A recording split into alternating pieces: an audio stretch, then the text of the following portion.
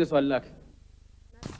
Mheshimiwa Asha Rashid anauliza, je, serikali ina mpango gani wa kuwatafutia masoko ya mwani wakulima wa mkoa wa Kaskazini Pemba? Swali hilo linaenda kupatiwa majibu na Mheshimiwa Naibu Waziri Dennis Londo.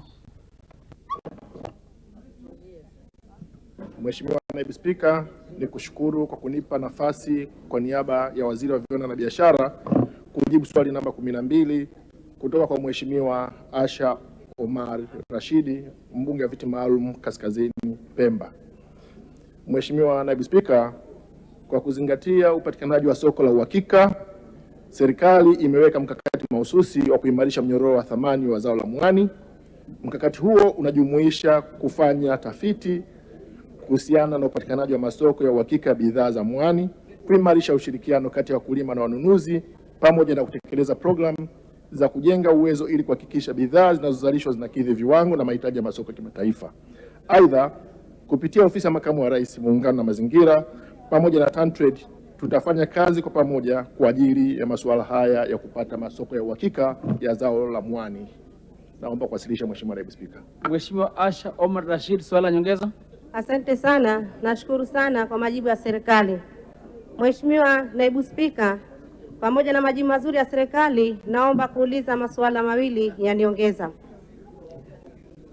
Ni upi mpango wa serikali wa kuwapatia elimu wakulima wa zao la mwani ili iwaweze kulima mwani na kuvuna ama kuzalisha na kuchakata zao hili? Suala la pili, kwa kuwa kuna mabadiliko ya mara kwa mara kwa bei ya mwani, je, ni ipi kauli ya serikali ili kuwezesha kusimamia mabadiliko ya bei ya mwani na kuwaletea wakulima wa mwani kuzalisha zao hili na kuvuna na kupata bei yao iliyo nzuri ili kuwanufaisha wakulima na wanawake wa mkoa wa Kaskazini Pemba? Asante.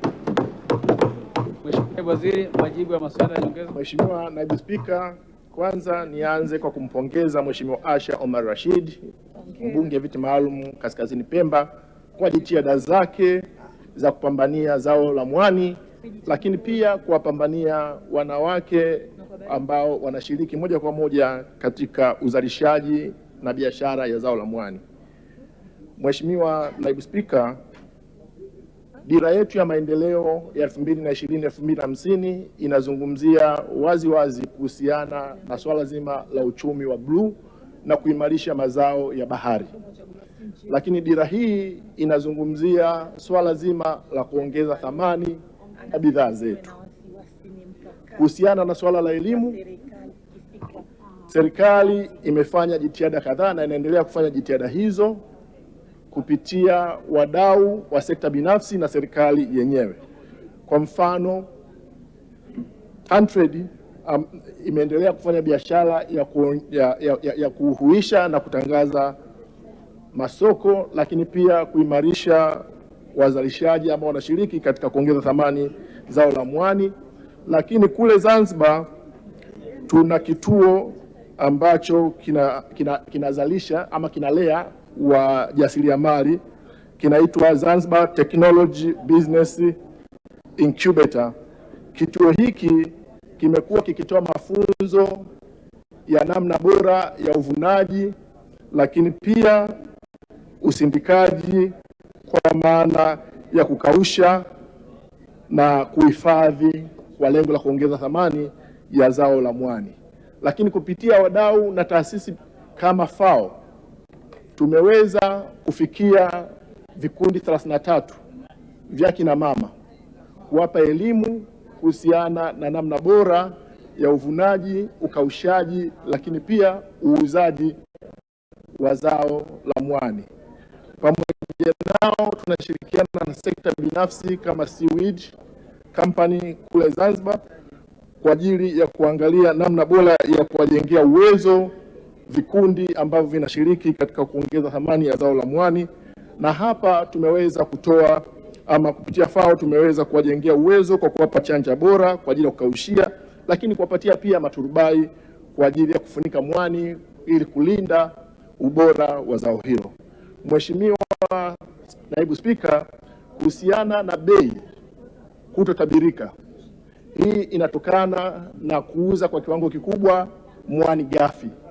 Kwa hiyo kwa kuwa dira ya maendeleo ya 2020-2050 inatuelekeza kuongeza thamani, sasa hivi tumeweza kuona hasa kupitia maonyesho ya Sabasaba, mwani umekuwa biashara kubwa, kwa maana sasa hivi unaenda kuzalisha madawa, vipodozi na vyakula na kutoa bidhaa nyingi ambazo zinashabiana na zao hili.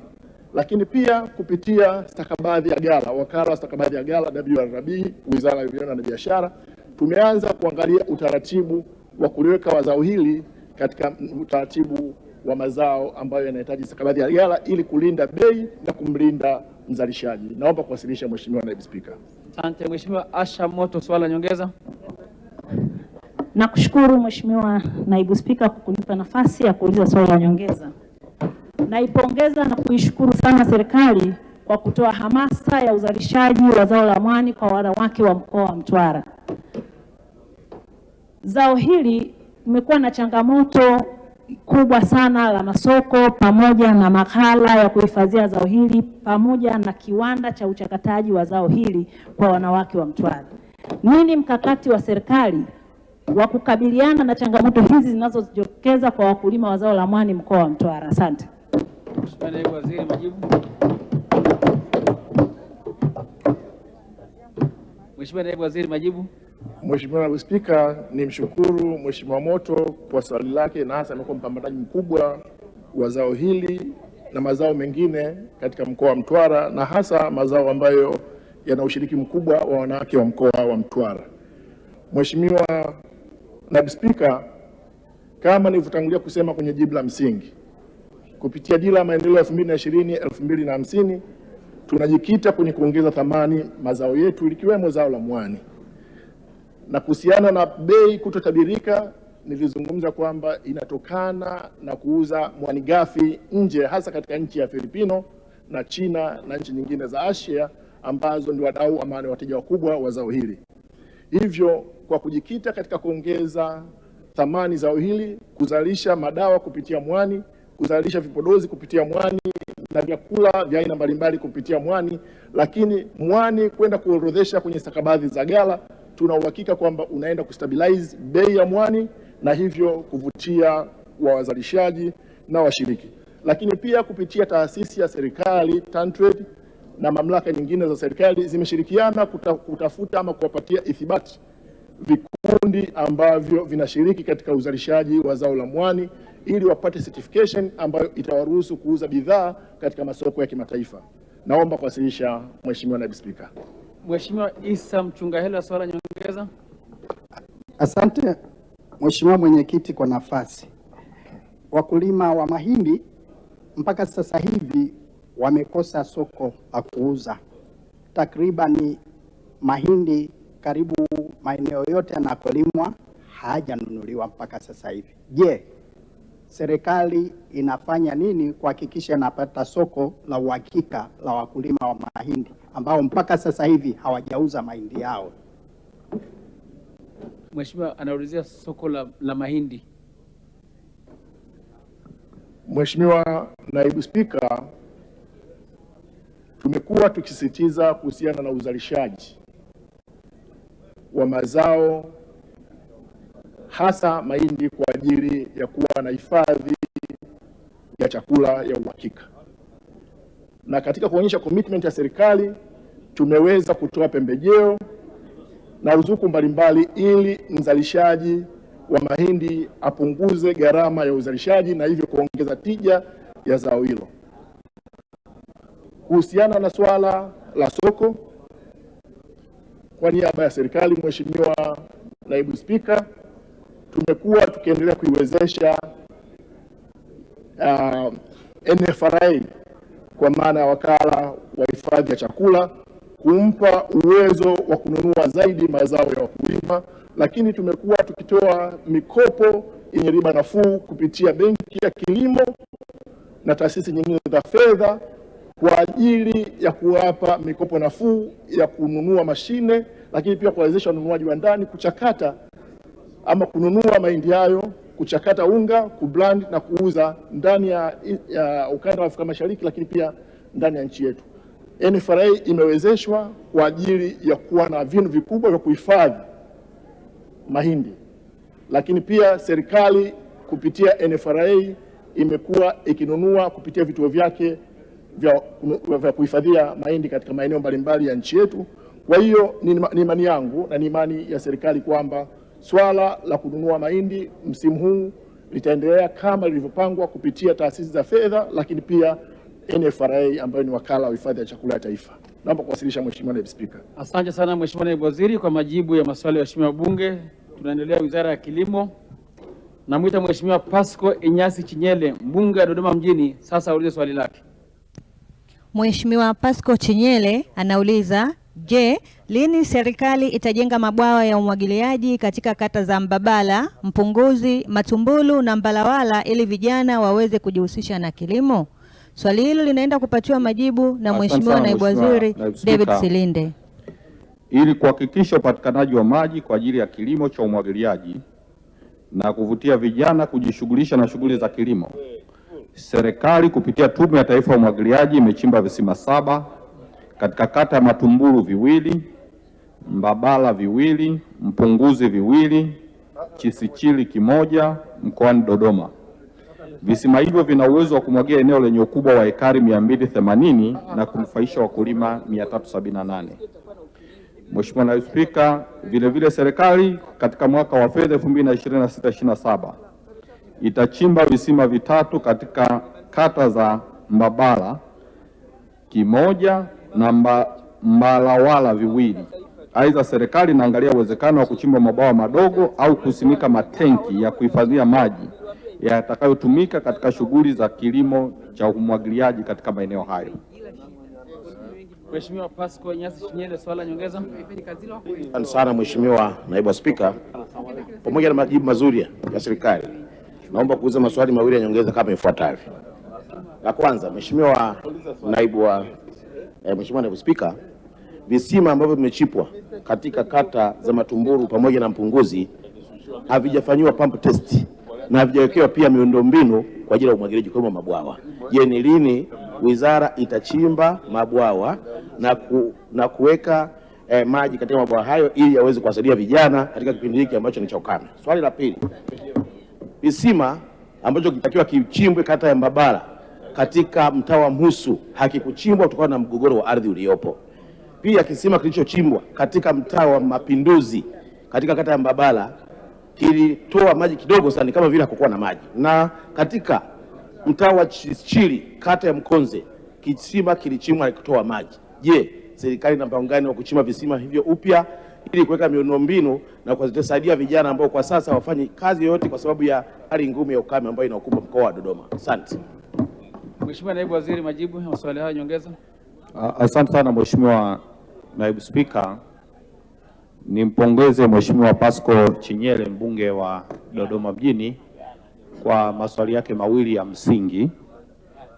Jambo la kwanza, nimthibitishie tu kwamba serikali itafanya pump testi na kuweka miundombinu katika maeneo yale, kwa sababu tumeshapokea pampu za sola kutoka India ambazo tulikuwa tumeshaziagiza na ipo katika utaratibu wa kuzisambaza. Kwa hiyo tuko kwenye hatua za mwisho.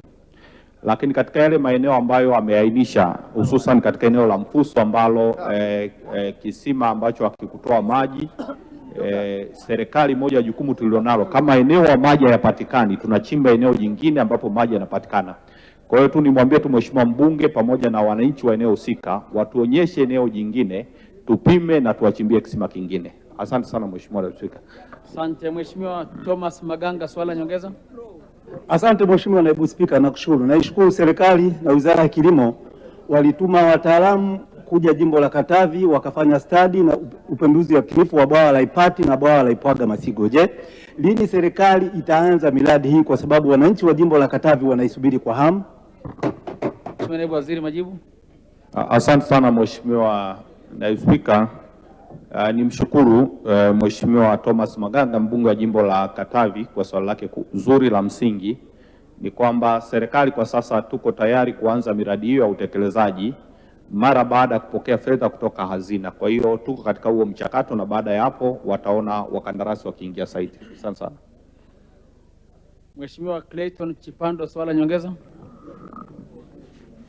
Asante Mheshimiwa Spika, Mheshimiwa Naibu Spika, kwa kunipa nafasi na mimi niweze kuuliza swali la nyongeza. Kwanza kabisa naipongeza serikali ya awamu ya sita kwa kupitia Wizara ya Kilimo kwa kutuletea mradi wa bonde la Mto Rwiche ambao unaendelea pale, lakini kumekuwa kuna shida kidogo katika utekelezaji wa mradi ule kwa sababu unachukua maeneo ya watu na watu hawajalipwa fidia. Sasa nilikuwa namuomba Mheshimiwa Waziri, ili ni ombi langu la 4 na kuomba katika bunge hili, tafadhali naomba twende Kigoma ili tukakukutanishe na wakazi wanaomiliki maeneo ya Mto Rwiche, ukaongee nao wasikie kauli ya serikali. Nimechoka kwenda kuwaelezea, wanakuwa hawanielewi tena. Mzee wangu, naomba unisaidie. Asante sana, umeeleweka. Mheshimiwa Naibu Waziri. Asante sana Mheshimiwa Naibu Spika. Kwanza nimpongeze sana Mheshimiwa Clayton Chipando Baba Levo, mbunge wa Kigoma mjini. Nakiri kwamba amekuwa akinisumbua mara kwa mara kwenye simu, lakini na ofisini amefika zaidi ya mara 3 kufuatilia jambo hili, na ahadi yangu ni kwamba ni kufika katika lile eneo kuhakikisha kwamba tunapata ufumbuzi wa kudumu. Nimthibitishie tu Mheshimiwa mbunge, baada ya bunge hili tutaongozana mimi na yeye kuhakikisha kwamba tunakwenda kuwasikiliza wananchi na kupata ufumbuzi wa moja kwa moja katika eneo la bonde la Mto Rwiche. Asante sana Mheshimiwa Spika. Asante. Tunaendelea na swali linalofuata. Mheshimiwa Nancy Hassan Nyalusi, mbunge wa viti maalum, sasa ulize swali lake. Asante Mheshimiwa Naibu Spika. Mheshimiwa Nancy Nyalusi anauliza, je, kuna mpango gani kuwalinda wakulima wadogo wenye maeneo yenye uwekezaji mkubwa wa miradi ya umwagiliaji Mkombozi na Pawaga Iringa? Wakulima wadogo katika skimu ya umwagiliaji nchini, serikali kupitia Tume ya Taifa ya Umwagiliaji kwa kushirikiana na ofisi ya halmashauri ya wilaya ya Iringa inaendelea na zoezi la kutambua, kupima na kumilikisha ardhi kwa wakulima wadogo wenye mashamba katika skimu ya Mkombozi yenye ukubwa wa hekta 6,000 iliyopo katika tarafa ya Pawaga mkoani Iringa.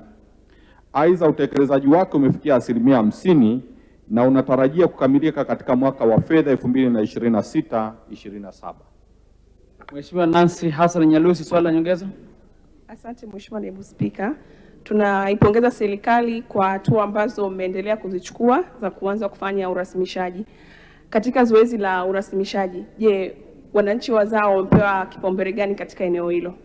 Mheshimiwa Naibu Spika, katika kuwalinda wakulima ni pamoja na kuhakikisha kwamba kuna masoko na bei nzuri ya mazao. Je, ni lini serikali itaanza kununua mahindi ya wakulima? Mheshimiwa Naibu Waziri, majibu. Asante sana Mheshimiwa Naibu Spika. Nimpongeze sana Mheshimiwa Nancy Nyalusi, mbunge wa viti maalum mkoa wa Iringa, kwa maswali yake ya msingi yenye faida kwa wananchi wa mkoa wake. Mheshimiwa Naibu Spika, ni kweli kwamba katika yale maeneo ambayo sasa hivi tunaendelea na zoezi la kupima na kumilikisha ardhi, watu ambao wanapewa kipaumbele namba 1 ni wazao ambao walikuwa wanamiliki maeneo yale, na ndio maana katika hili zoezi ambalo liko chini ya usimamizi wa Tume ya Taifa ya Umwagiliaji pamoja na halmashauri ya Iringa, jambo hilo limekuwa likipewa kipaumbele, na tutahakikisha wananchi wale ambao ndio walikuwa wazao pale mwanzo wanamiliki maeneo hayo.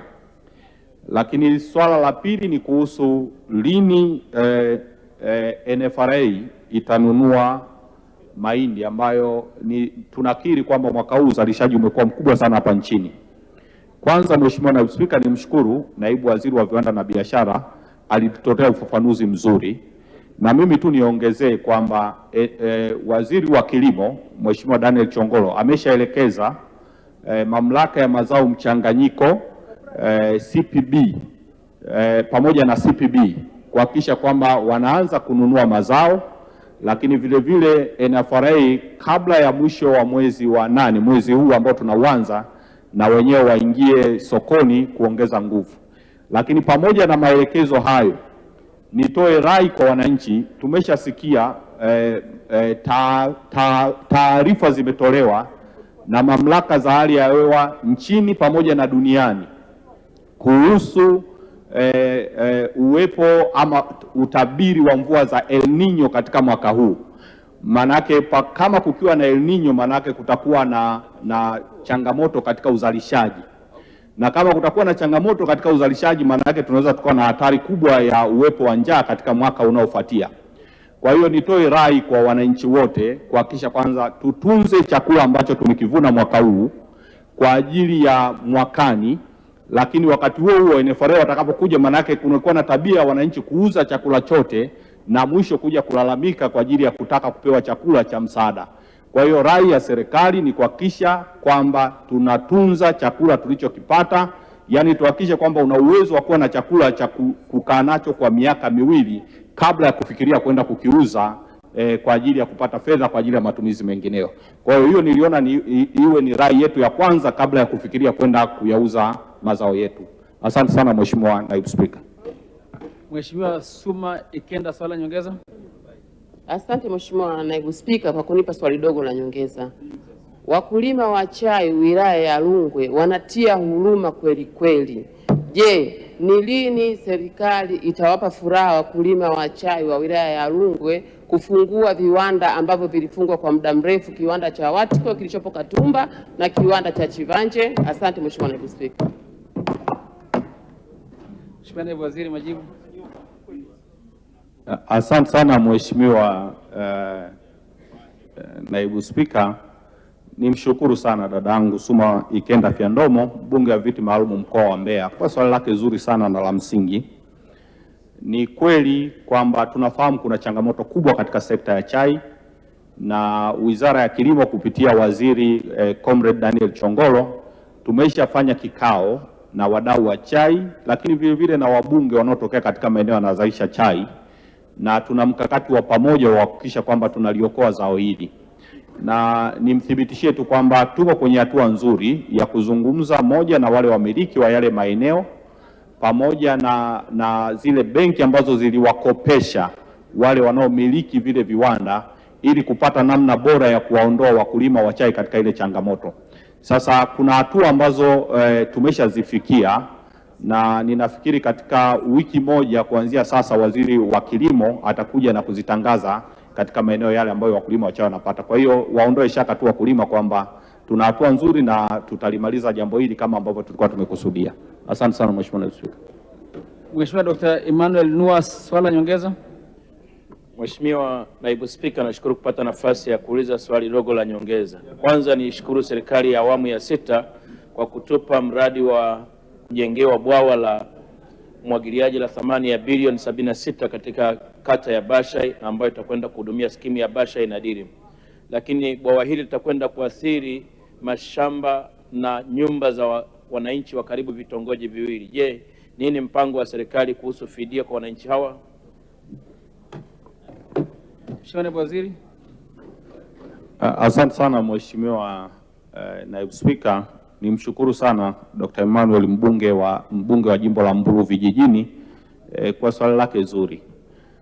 Cha kwanza ni kwamba karibu katika maeneo mengi ambayo Tume ya Taifa ya Umwagiliaji inafanya, miradi ile ni kwa faida ya wananchi wenyewe, na ndio maana wamiliki wa ile miradi wanabaki kuwa wao wenyewe, isipokuwa tu sisi kama tume tunakuwa tuna jukumu la usimamizi, uratibu na matengenezo baada ya kukamilisha ile miundombinu katika eneo husika. Kwa hiyo linapofika swala la fidia, manake mara nyingi tume imekuwa haijihusishi 100% kwa sababu mradi ule unakuwa ni mali ya wananchi, isipokuwa tu katika maeneo ambayo tutakuwa tunaona kwamba kuna uhitaji wa kufanya hivyo. Sasa jambo hili tumekuwa tukishirikiana pamoja na halmashauri na sisi. Kwa hiyo tutafika vile vile katika eneo lako ili tuweze kupata ufumbuzi wa kudumu wa kuhakikisha kwamba mradi ule wa thamani ya bilioni 76 katika eneo la Bashai unawanufaisha wananchi wale. Asante. Asante sana Mheshimiwa Naibu Waziri kwa majibu ya maswali ya Mheshimiwa Bunge. Tunaendelea na Wizara ya Fedha. Namwita Mheshimiwa Haidar Hemed Sumri, mbunge wa Mpanda mjini, sasa aulize swali lake. Asante sana Mheshimiwa Haidar Sumri anauliza, je, serikali haioni haja ya kupunguza riba ya